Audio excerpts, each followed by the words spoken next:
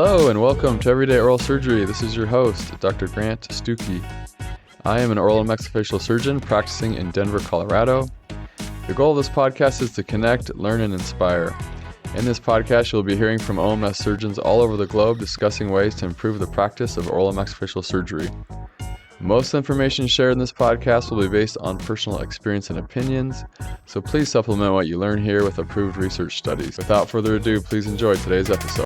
Welcome, everyone, to another episode of Everyday Oral Surgery. This is your host, Dr. Grant Stucki. Today I'm with Bob Spiel and Nate Williams. Could you guys just give us a brief kind of rundown of what you do, what your credentials are, and what your practice looks like? Maybe we'll start with Bob. Bet. Bob, you go first. Okay, since I'm the guy with no hair, should have gray hair, right, Nate? But I don't have any hair. So, Grant and I go to the same barber.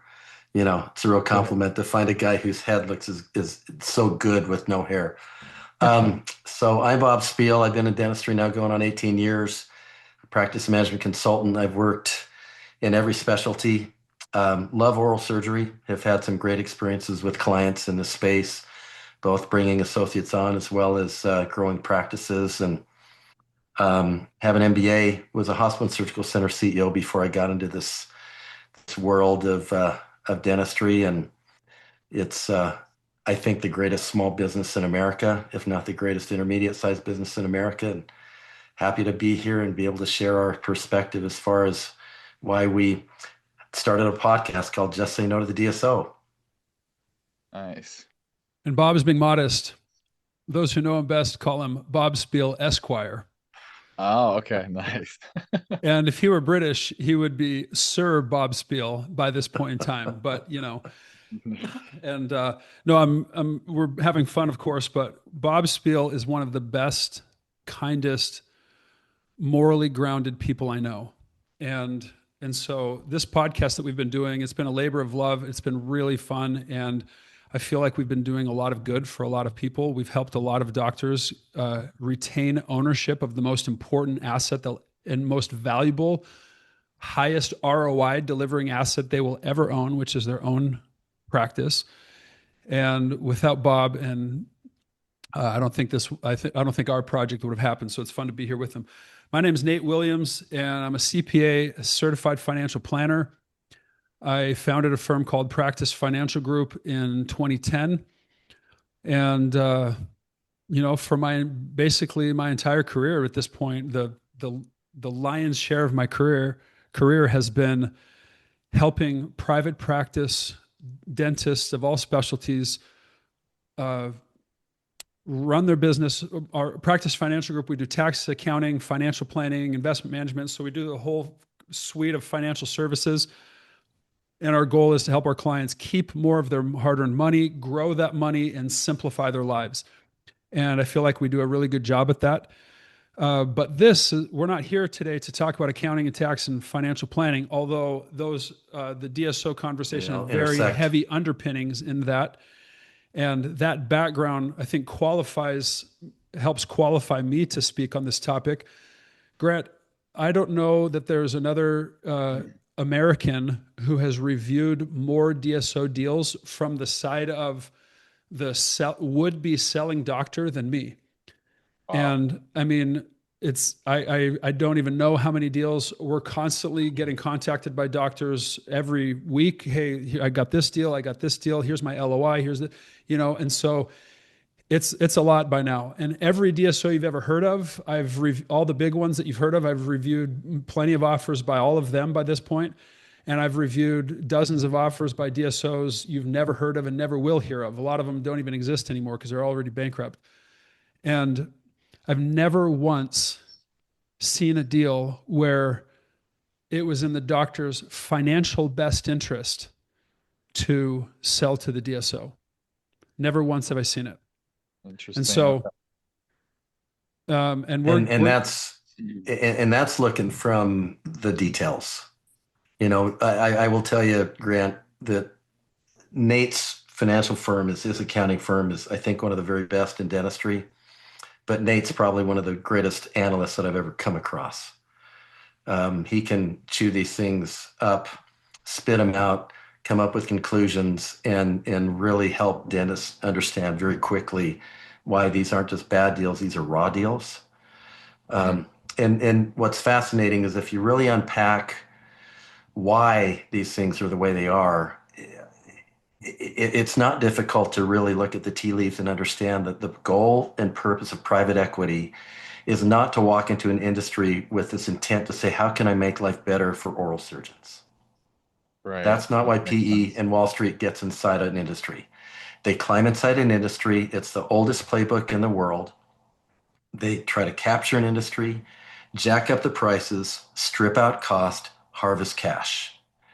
And Grant, the one thing that I would contend is, especially after having come from medicine into dentistry, I saw the whole kind of meltdown start to take place in hospital land, okay, and Okay. with medical practices back in the early 2000s.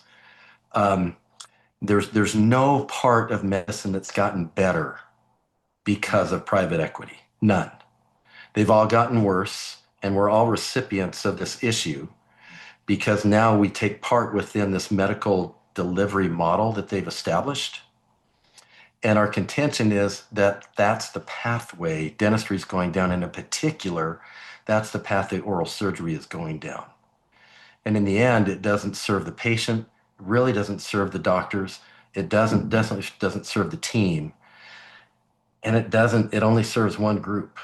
And that's who brought the money to the table to begin with. And I know that isn't really why we're here. You know, what Nate can do is he can describe to you exactly why these things to the individual doctor are so bad. And that's where we're trying to fight this battle day in and day out. Because this battle is going to be won not by an industry, but by one doctor at a time making a decision that says, you know what, I'm going to just say no to the DSO. Yeah, I appreciate that perspective. For you guys and our listeners, we've recently had Dr. Collins on, who was an oral surgeon who sold his practice, is a good friend of mine, to a DSO group, and we're getting their perspective, from that standpoint of what that looked like and reasons for doing it. Wanted to talk to you guys too to kind of get the opposing opinion. I mean, I would think, and what I hear, from those who do sell, is that the most beneficial scenario is the older surgeon who's got, 3 to 5 years left, Mm-hmm. looking to sell his practice. And the traditional, let's say his practice traditionally could sell to another oral surgeon for about $1 million when you look at the average of collections over 3 years. Um, Maybe that's 90% of what he's collecting, or uh, however that works. But then a DSS or a private equity group will swoop in and say, wait a second, we could offer you 5 times that. We'll give you 5 million right now. And all you have to do is work for, 3 to 5 more years at a reduced rate, and then you walk out the door. And it just seems like that would sounds like a no-brainer for the old surgeon who's going out the door. I mean, retirement seems way more golden when you're getting that much money. So I kind of want to talk about that guy first, and then maybe the younger guy who sells. But how would you answer that if an older surgeon is thinking about selling in that scenario? Um, got so many answers for that, but the older doctor. So the main underlying thesis that you're or hypothesis that you're presenting is private equity backed DSO groups, or not private equity, just DSO groups pay more for practices than private doctors. That's the main underlying hypothesis, correct? Correct. Yeah. Okay. We're going to address that head on today, and I'm going to debunk that. And by the end of our conversation, Grant, I'd love to. Let me ask you this: do you believe at this moment in time, just be really honest with us and our listeners, do you believe that DSOs pay more for practices than private doctors?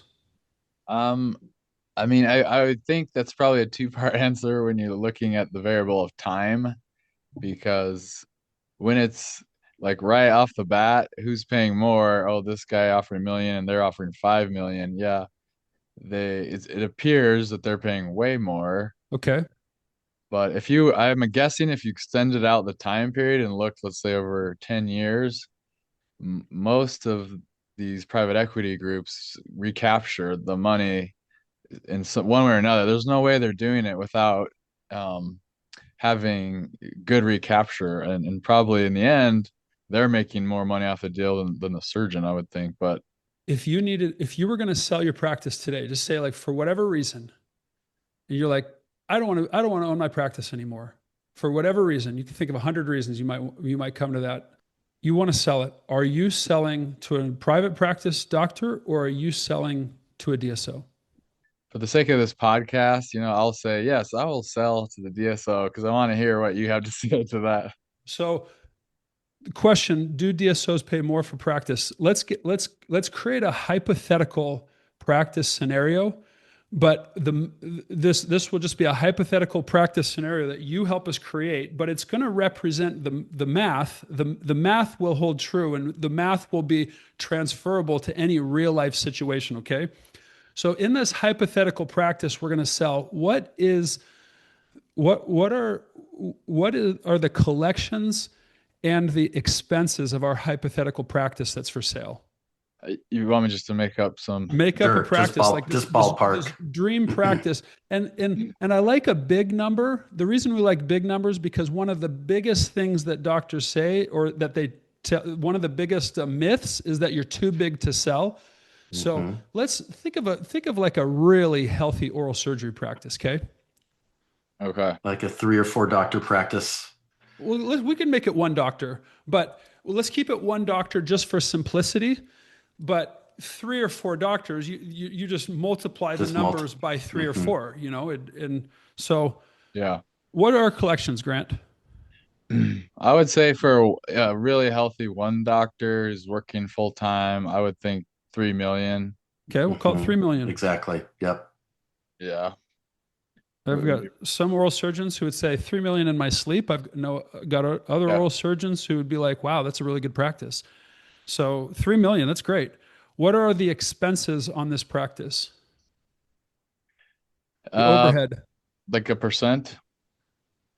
Well, yeah, like the total fixed cost. So let me help you with this part.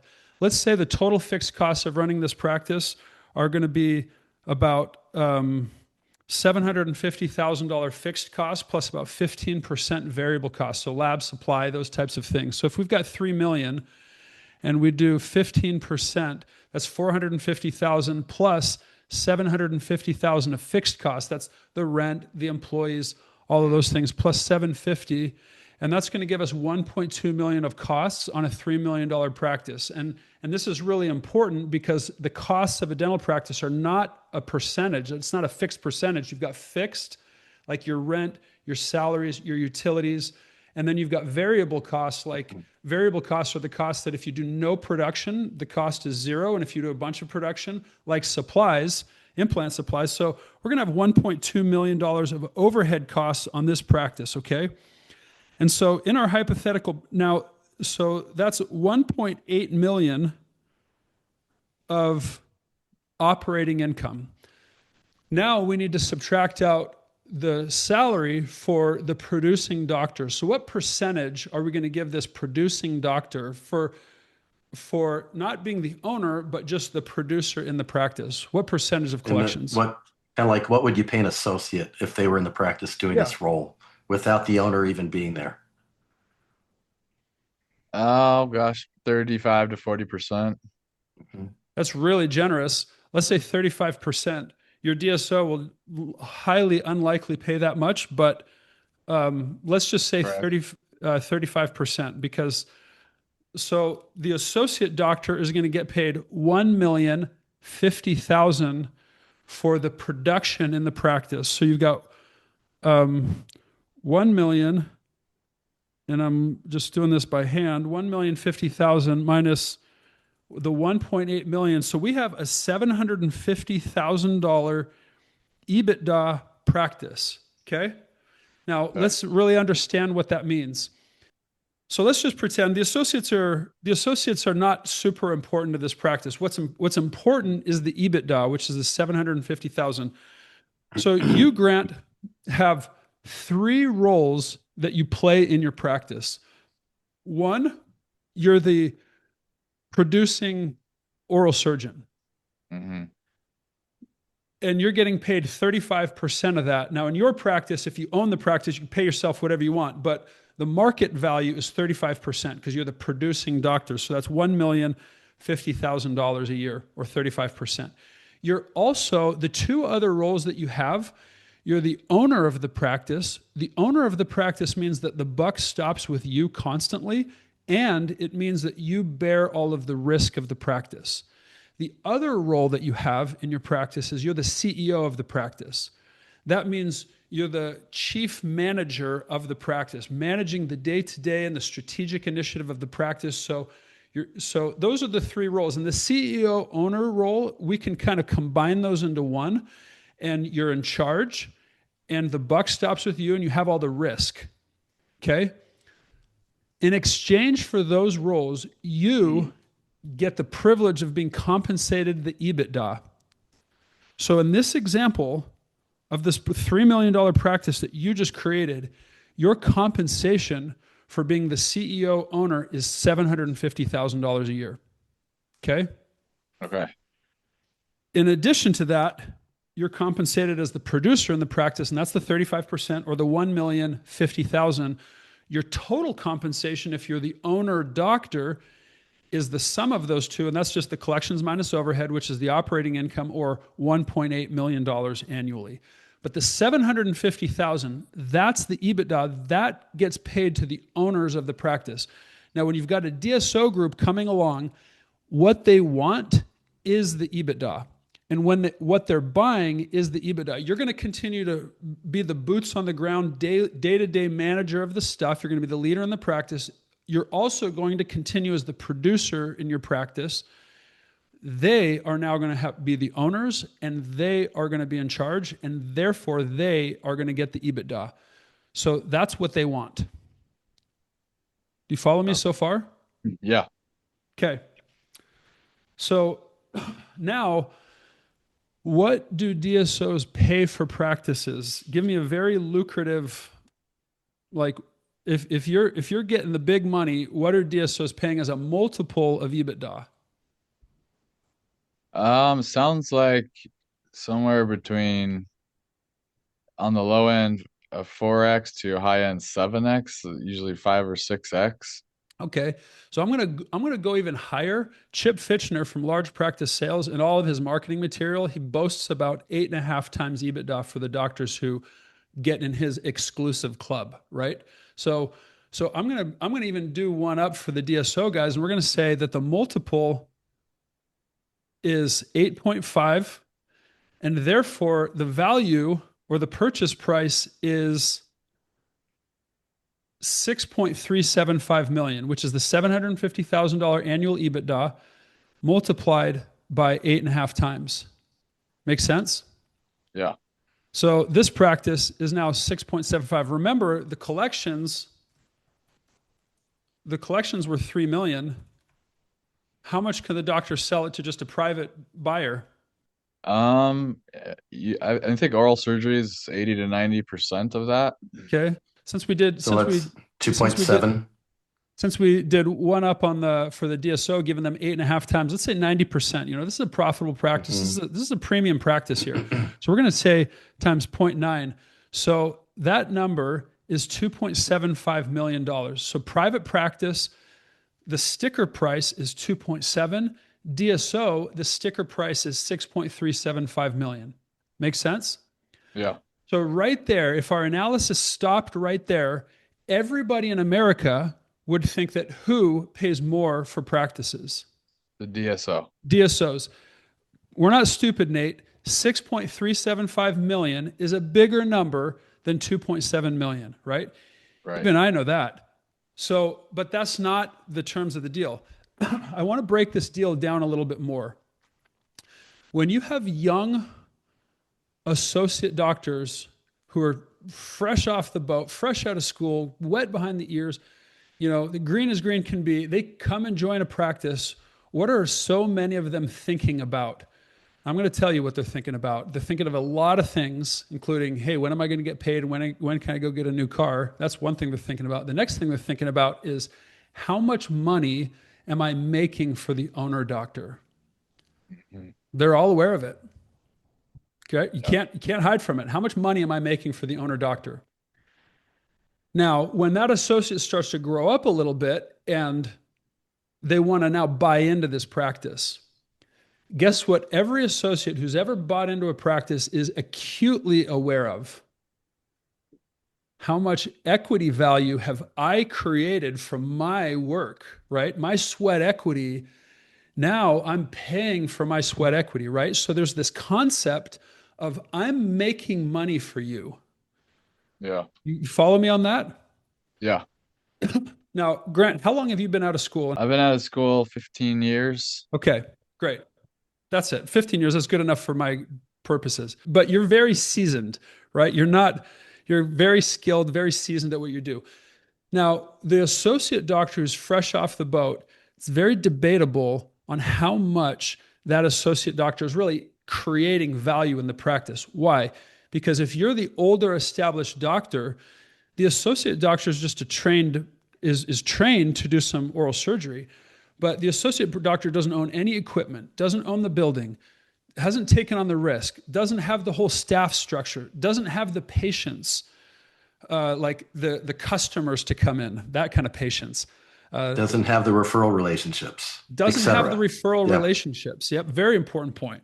Doesn't have the reputation in the community. And when you have Dr. Junior coming and working for Dr. Stucki, Dr. Junior is really riding on the coattails, the reputation and the systems and the referrals and everything that Dr. Stucki has built. And when the patients come in, they say, I want to see Dr. Stucki. And you say, don't worry, you're going to see Dr. Junior. And they're going to say, wait, but I want to see you. And you're going to say, it doesn't matter. He's awesome. And they're going to trust you because of your reputation. So in the beginning, it's very debatable on how much value is being created by the associate and how much value is being created by the older doctor. Do you agree with that? Agreed. Yeah. Okay. However, at some point in time, now it's debatable on how much and when, but at some point in time, the associate starts to be right. After year one, it's not because of you, associate. After year two, but like if you have an associate there for 10 years who's going toe to toe with you on production, has a relationship with the community, has a reputation, has all this stuff, now that doctor is creating his own weather. He's his own economic entity with or without you. Do you agree with that? Agreed. And so let's even take this example even further. Grant, if Bob and I, we're just two business guys. If we were to come and if we were to come and buy your practice, we buy your practice. Let's say we buy your practice today. It's Monday. We buy your practice today. Tomorrow, and you go to work tomorrow and you do everything that you do. Nothing changed except for now Bob and I own your practice. How much value have Bob and I created and how much value have you created tomorrow? Tomorrow. Remember, we bought your practice today. It's just Bob and I. Yeah. I mean, you guys haven't created any value. Right. And- None. right. And let's say tomorrow the practice collects $15,000. How Okay. much of that $15,000 was because of Bob and I and we're so awesome, we're like these great owners? And how much of that was because you're a trained orthodontist with a reputation and you know what the hell you're doing and you can really fix your patients who have big oral healthcare problems? Yeah, I mean, it would all be on the doctor's merit and work. I wouldn't think anything you guys did day one is not making any difference. Yeah. And even 5 years from now, very debatable on what we're actually going to do. The patients go to you because they have oral healthcare problems and you are uniquely trained to solve those problems. They don't go to you because you've got an impressive marketing campaign. Now, a marketing campaign might let them be aware that you exist, but they go to you because they have problems and you have the answers, and you're uniquely trained to solve those problems.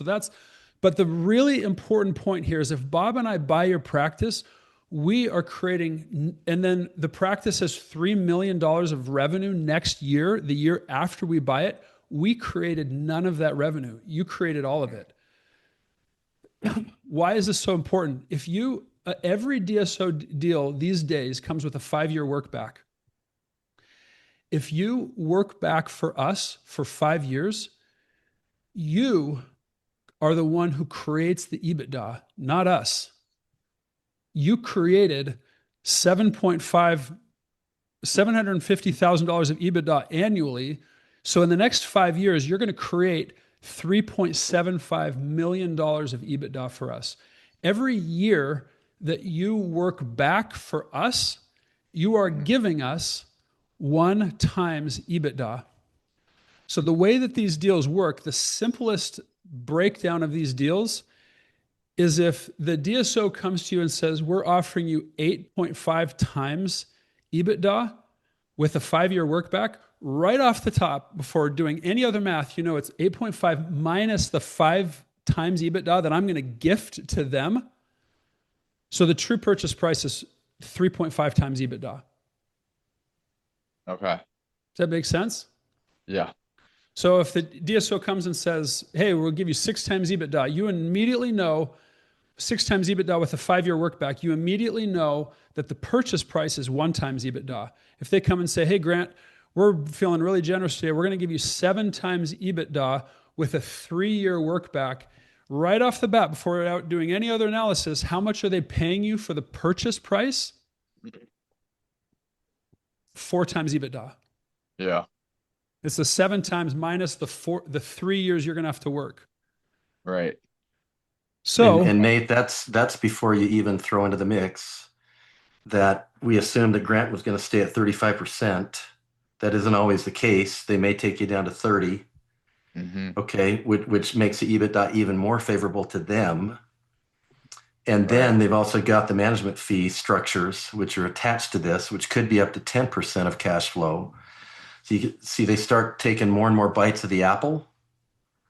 Okay, Yeah. under the guise that, you know what, this 8 times or 9 times EBITDA number is just so massively huge. How can anybody compete with it?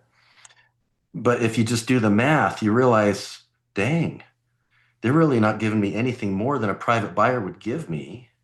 And frankly, most of that is found in equity. It's not found in cash. So there's this promise of future riches that can be leveraged and is going to multiply and is going to become this massive check that they'll someday write to you. Yeah. And Grant, how often do you actually find doctors who are actually taking those checks and cashing them? I would the love equity? to know the From the numbers. equity. Yeah. So let me continue with the story. So right off the bat, and we all agreed, and this isn't my opinion, this is a fact. If I buy an established practice, your practice, Grant, Mm-hmm. and now I take ownership of that practice, all of that future production and profit is created from you, but I own it. You own it, Nate. We own it together. And then Grant becomes our employee. Right. So that's not an opinion. That's just a fact, right? That's a principle. Like patients aren't coming here for us; they're coming here for you.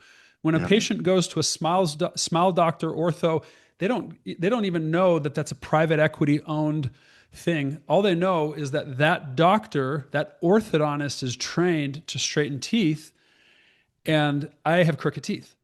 That's all they care about. That's all they know. So let's go back to our deal. Originally, the selling doctor, private practice, you said 90%, so that's 2.7 million. The DSO was going to offer 6.375 million, but it comes with a 5-year work back. So that 5 years is worth 3.75 million. So just right off of that, the net purchase price for the DSO is 2,625,000, less than the private practice doctor. But the plot thickens, Grant. It gets a lot more thick than this. If DSOs are paying 100% cash for practices. But DSOs are not paying 100% cash for practices. Exactly. They're paying a small amount of cash, as small as they can get, and they're paying most of this 6.375 million number as equity. And so let's just assume that the DSO pays 50% of the purchase price in in in in cash, In cash. and 50% in equity. So the 6.375 million times 50% is 3.18 million. Okay, so they're gonna pay cash of 3.18 million, and they're gonna pay, and then the rest of it is going to be DSO equity. So now they're going to give you 3.18 million up front, and then how much are you going to give them over the 5 years? Over the 5 years, you're going to give them 3.75 million, which is the 750,000 EBITDA times 5 years. So the net purchase price on this practice is actually, the net cash purchase price is actually negative $562,000. Interesting. And Grant, I have never seen a deal where at the end of 5 years, the doctor's cash flow positive. And it's usually cash flow negative, a big number. Because even 50% cash is generous. The most recent DSO offer I analyzed, it was 20% cash offer deal. Which makes it even worse. So Nate, even under these really favorable terms at 50% cash up front, you're telling Grant that he would in the end be paying the DSO over $500,000 to buy his practice from him. And that's money that's going to walk away from him that he'll never, ever get. And then if he stays on past year 5, the deal just gets worse and worse and worse. That aspect I wasn't aware of. So if let's say they're paying you 20% cash, and the 80% you're saying is built up as equity, and then that supposedly will be paid to you at the end of the deal, or how does that work? I mean, the fact of the matter is the vast majority of this rollover equity, but yes, the way that the deals are structured, Grant, is they say, Grant, congratulations, this is your lucky day. You're going to get $6.375 million for your practice.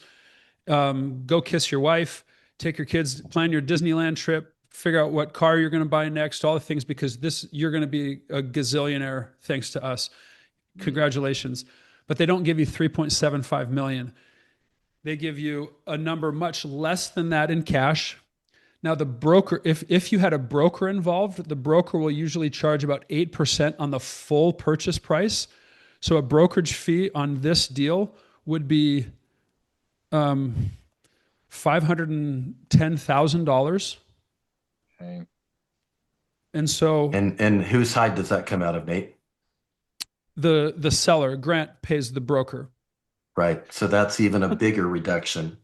So add that to the 562 that he's paying them. Now it's close to $1 million that he's actually paying them to buy his practice. Yeah, and so the rest of it, so yeah, you're not getting the $6.375 million up front. You're getting a number much less than that, and they're going to try to put as little money down as possible.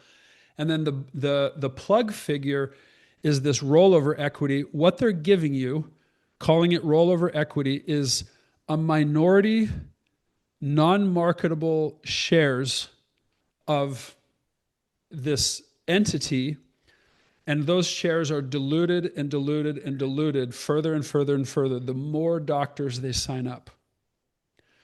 And so if on day one you owned 10% of the, and I was on a podcast just the other day with a doctor who sold to MB2. This was interesting, Bob. He told me that MB2, this one of the MB2 doctors came straight out of his mouth. He said that MB2 now the doctors own 20% of MB2. They just did a recap at 12x. So they took all of their equity and recapped their equity at 12x, right? So he was like elated by this. Guess how much cash they got in this recap event? Zero. Jeez. The 12x recap was just a shaking out of the a shaking out of, like, they just traded equity for more equity.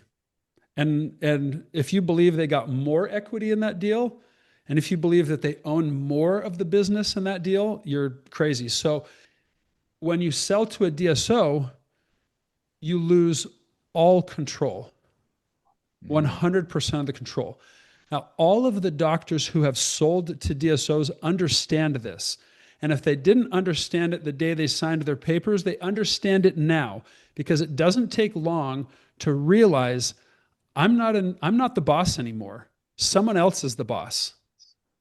Okay? So they all understand that they're not the boss anymore. What they don't understand is that the fact that they don't have any control is absolutely going to come to bear sway on how much they're paid when the ship comes in and the paydays start rolling out.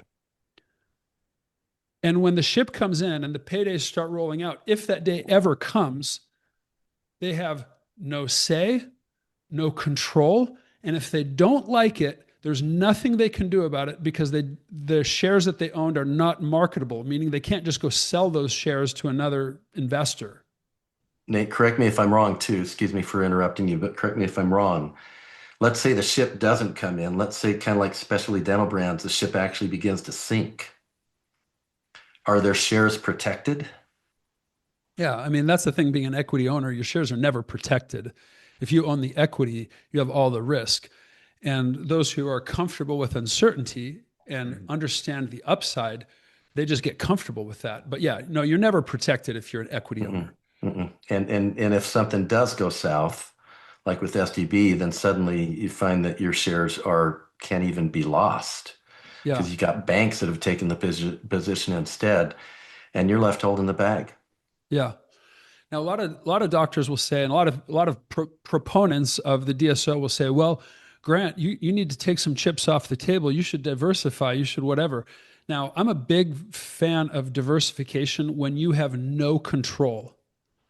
Mm-hmm. But let me ask both of you this.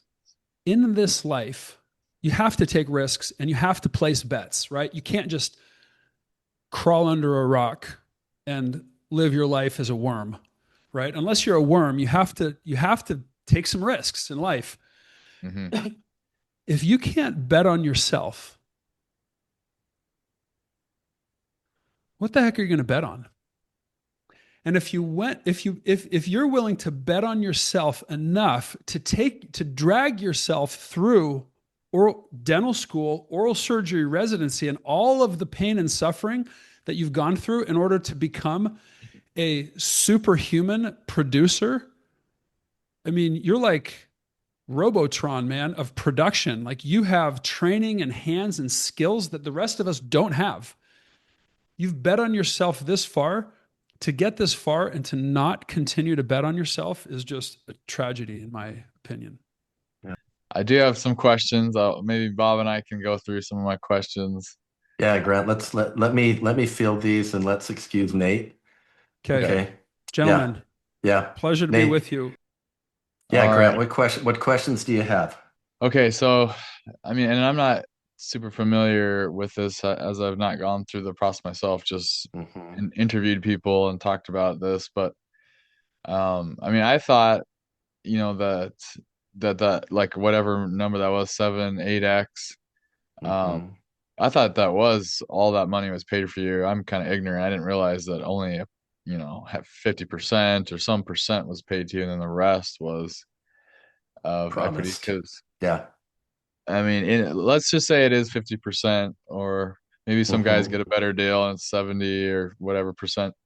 I know there's an argument out there to say, oh, hey, we're going to give you this big chunk of cash right now, and then you could take that and invest it in things. And so that's much more valuable now in the present compared to, in the future, um, down the road, because we're paying you way more than some other guy would.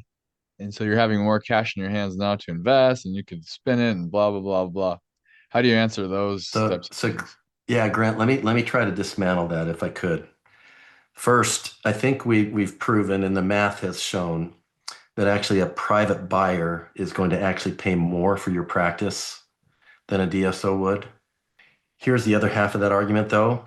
If a private buyer comes in, pays you cash today, which is more than the DSO would pay you, you can do the very same thing.